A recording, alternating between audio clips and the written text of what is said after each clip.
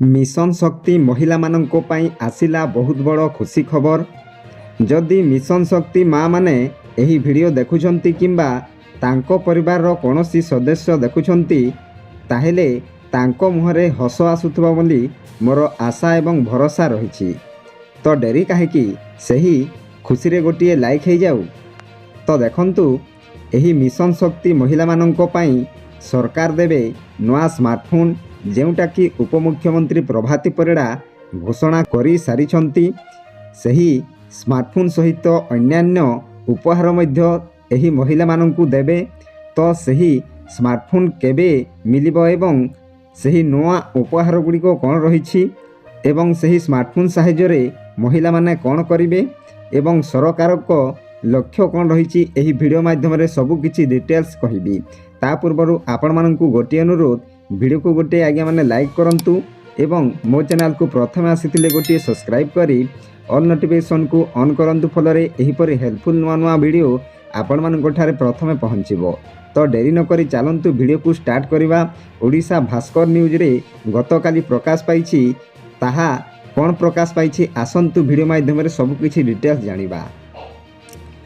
तो देखंतु मिशन शक्ति महिला को मिलिबो स्मार्टफोन, बदलिबो ड्रेस कोड, उपमुख्यमंत्री प्रभाती परिड़ा सूचना रही।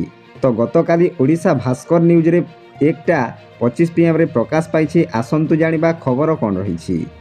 नुआ रूप पाइबो मिशन शक्ति, बदलिबो ड्रेस कोड ए नहीं सूचना देले उपमुख्यमंत्री प्रभाती परिड़ा।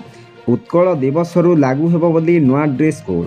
तो देखंतु नुआ रूप पाइबो मिशन शक्ति बोली प्रभाती परिड़ा कहि सारिछंती। बदलिबो ड्रेस कोड देखंतु आज्ञा आगरू जो ड्रेस कोड थिला ताहा सरकार पुणी बदलाई देवे उपमुख्यमंत्री को घोषणा करिछंती। जेउटा कि उत्कल दिवसरू एही नुआ ड्रेस कोड लागू हेबो बोली उपमुख्यमंत्री प्रभाती परिड़ा कहिछंती। तापरे राज्य सरकार को महिला सशक्तिकरण योजना मिशन शक्ति अधीन रे एक बड़ घोषणा करा जायछि।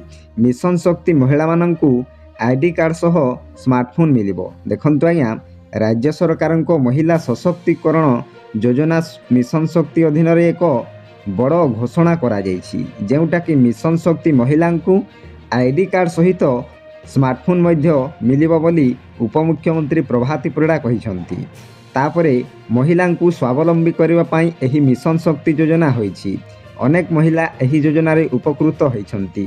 तापरे सरकारी सूत्र अनुसार एही स्मार्टफोन माध्यम रे महिला माने डिजिटल पेमेंट करि पारिबे, ऑनलाइन ट्रेडिंग, तापरे व्यावसायिक सूचना एवं सरकारी योजना संपर्कित तथ्य सहजरे पाई पारिबे। देखंतु आज्ञा सरकारी सूत्र अनुसार एही स्मार्टफोन माध्यम रे कोन करिवे एही मिशन शक्ति महिला माने डिजिटल पेमेंट करि पारिबे प्रथमे, तापरे ऑनलाइन ट्रेनिंग मध्य करि पारिबे, तापरे व्यावसायिक सूचना मध्य देई पारिबे एवं सरकारी योजना संपर्कित तथ्य सहजरे पाई पारिबे। तो आपण माने जानि पारिले कोन कोन सुविधा एही मोबाइल साहाय्य रे करि पारिबे। तापरे ड्रेस कोड रे मध्य परिवर्तन आसीछि। कोन परिवर्तन आसीछि आसंतु वीडियो माध्यम रे जानिबा। एहा सहित मिशन शक्ति गोष्ठी पाई नवा ड्रेस कोड आनिबाकू सरकार योजना करुछंती। एही ड्रेस कोड महिला को एकता, परिचय एवं स्वाभिमान को प्रतिबिंबित करिवो। देखंतु आज्ञा एहा सहित मिशन शक्ति गोष्ठी पाई नवा ड्रेस कोड आनिबाकू जाउछंती सरकार। तापरे एही ड्रेस कोड महिला को एकता, परिचय एवं स्वाभिमान को प्रतिबिंबित करिवो। तापरे सरकार को लक्ष्य कौन रही आसंतु जानिबा। सरकार कहिछंती एही पदक्षेपर मुख्य उद्देश्य हेउछि महिला को डिजिटल भावे सशक्त करिबा। 1 नंबर रे आसिला। तापरे 2 नंबर रे आर्थिक स्तर रे स्वावलंबी करिबा।